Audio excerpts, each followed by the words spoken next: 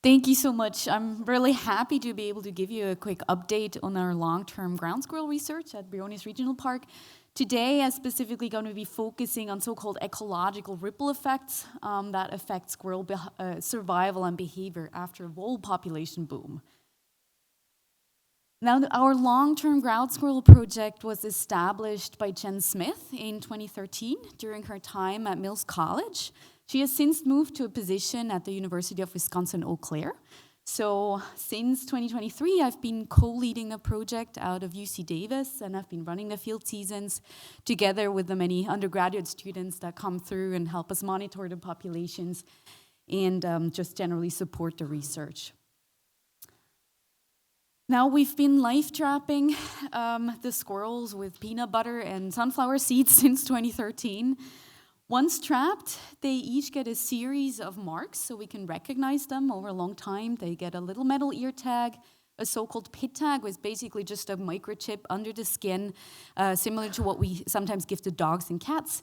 And they each get a little paint mark on their back, so we're able to visually identify them with binoculars in the field. From each squirrel, we also collect a small piece of their ear tissue from which we extract DNA, so we can estimate relatedness among the squirrels. We collect ectoparasite loads, so we literally count how many fleas and ticks they each have.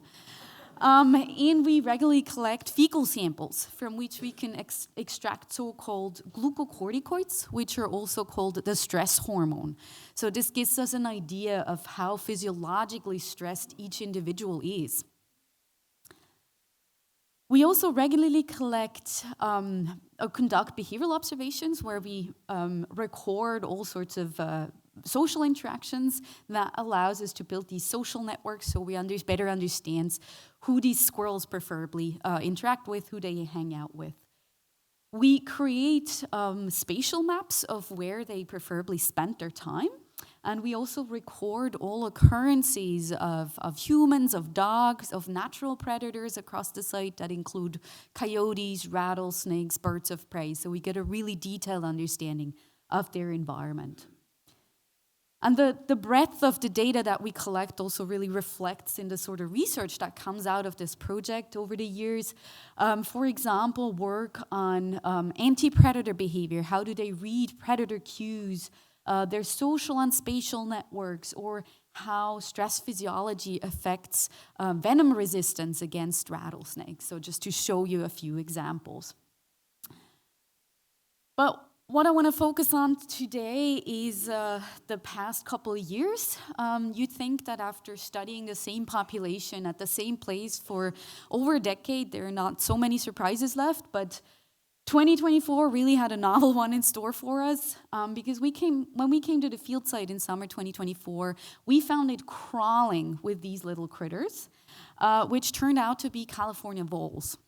And this species typically undergoes these population cycles where they peak every few years in response to favorable weather conditions, food conditions. So that part was normal, but just the sheer numbers in 2024 were incredible.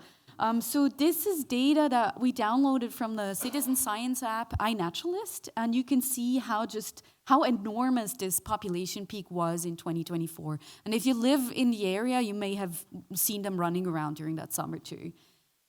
Geographically, there were several spots that had these population booms, but it was definitely most pronounced here around the Bay Area.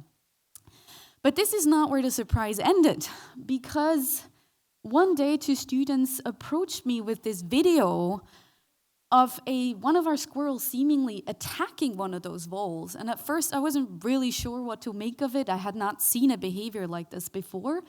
But it soon became apparent that our squirrels started hunting those voles. And over the next few weeks, we recorded over 70 occasions of squirrels attacking, killing, and consuming these voles. And some of them got really good with time, and the behavior reminded more of a cat or some predator, like hunting and chasing after them, and often like killing them with a bite to the neck. So it was quite spectacular to see. Once caught, they usually consumed the entire vole, So that is a really high nutritional diet compared to their normal seed eating or eating fresh greens. Most occurrences were in early July, which also coincided with the peak in abundance of these voles at our site. We saw the behavior pretty much across the entire study area and in members across all sex and age classes, which suggests that the hunting is actually an innate behavior that emerges in response to increased prey availability. And that really just highlights how opportunistic these squirrels are in their diet and how behaviorally flexible. And that's definitely partially responsible for their enormous ecological success in them invading all sorts of different habitats because they're so adaptable. The story was also extremely popular in the news. The world loved the story of the killer squirrels in the bay. Are we next? So you might have seen it somewhere on the news. Now, this is really new data. We only just got this in about a week ago because turns out the voles were not the only victims. From the fecal samples that we collected, we extracted DNA to get an idea of other prey items they might have been consuming, and about a little over 20% contained vole DNA, but we also found pocket gophers, several mice species, and even salamanders. And this again highlights that they will happily incorporate animal protein into their diet when opportunity presents itself.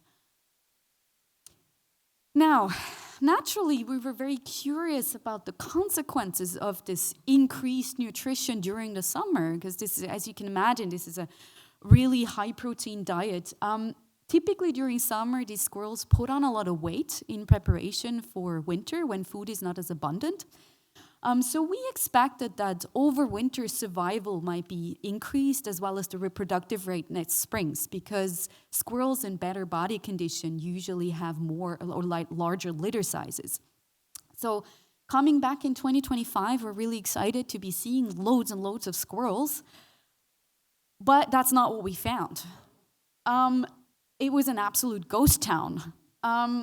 And the numbers suggested that we had a devastating population crash of about 80% in our squirrels. So what happened? It became soon apparent why, because we also recorded record numbers of coyotes, rattlesnakes, and birds of prey around the study area.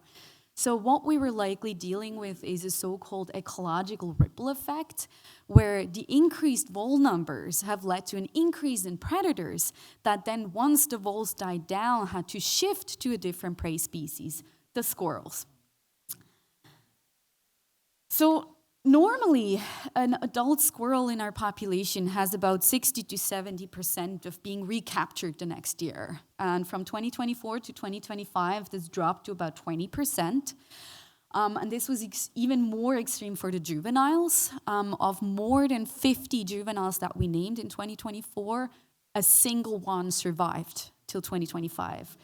And that is not atypical because juveniles are typically more vulnerable to predators since they need to learn how to evade the predators, how to recognize them, and also because the juveniles are less resistant to rattlesnake venom.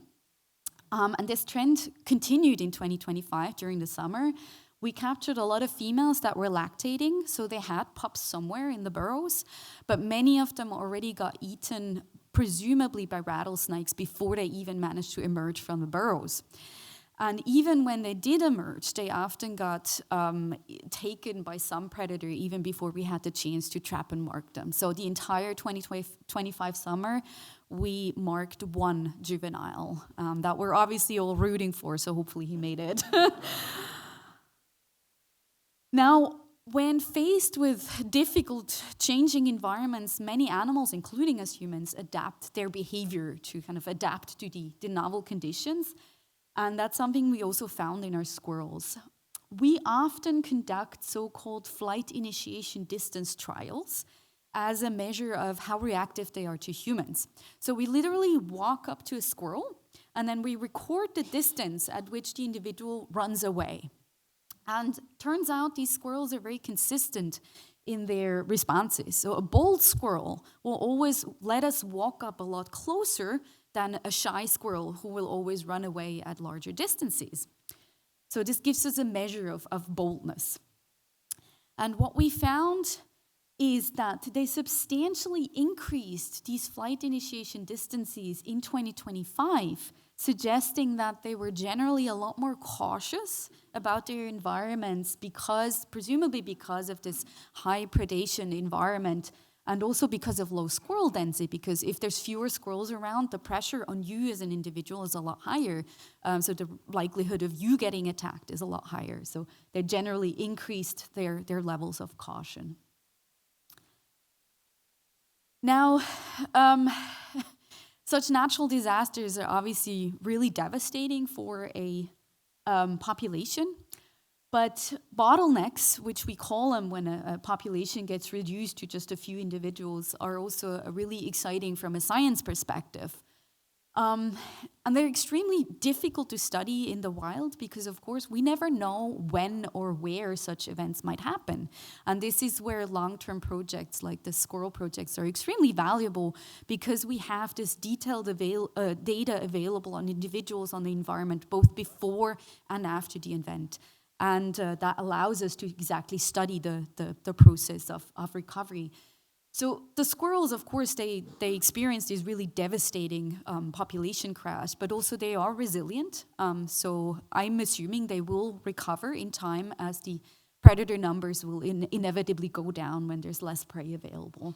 So this gives us really the chance to kind of document this recovery process, to look up, for example, if there's shifts, like who survives and who reproduces. Are there, for example, shifts towards more shyer squirrels because they are able to better evade the predators? Are they the ones that are more likely to reproduce?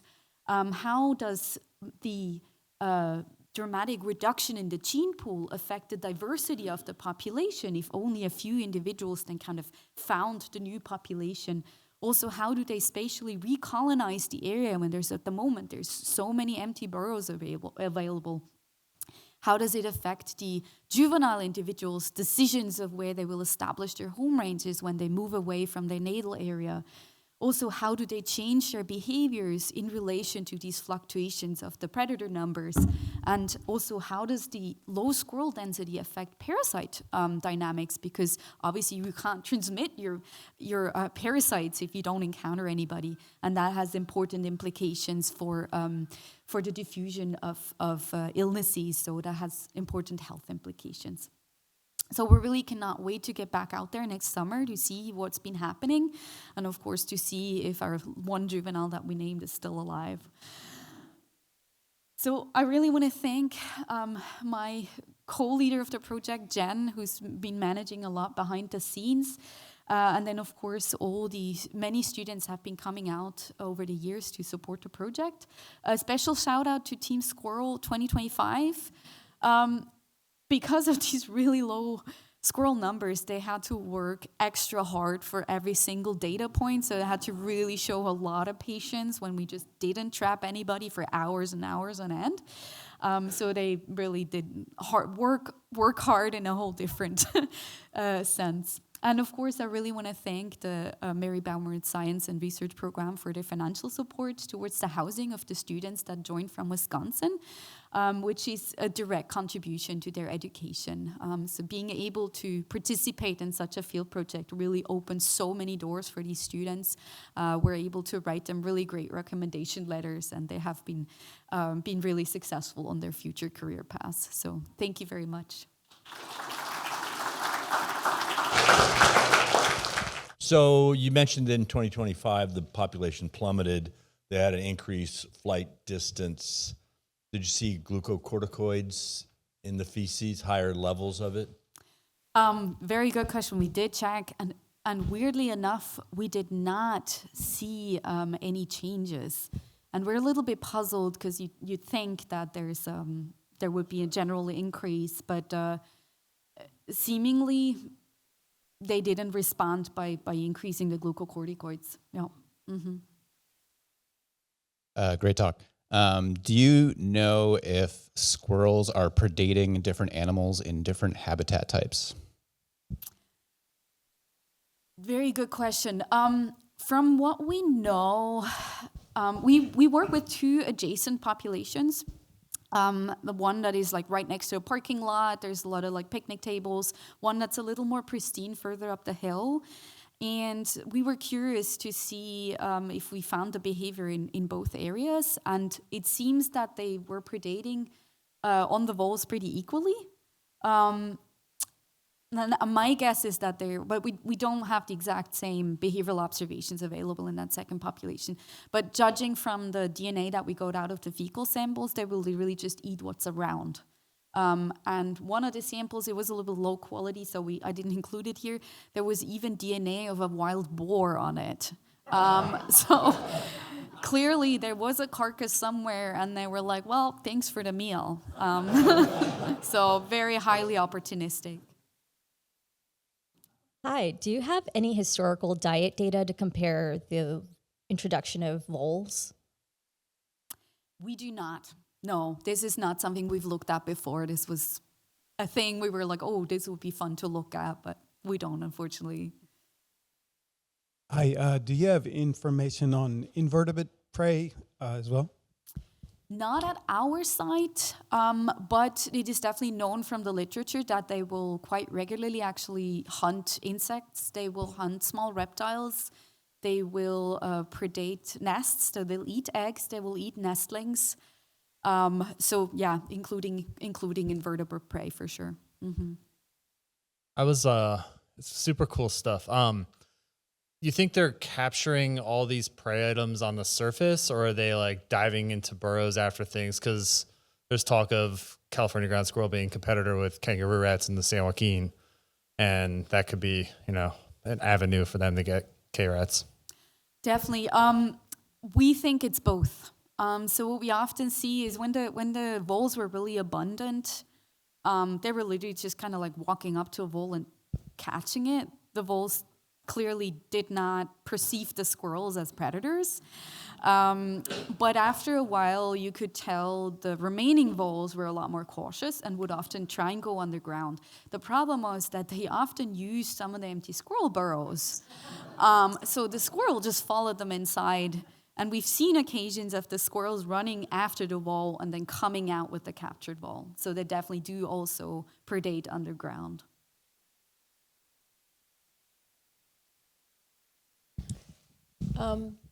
There's quite a controversy with landowners, especially in agricultural lands, and overpopulation of ground squirrels in some areas.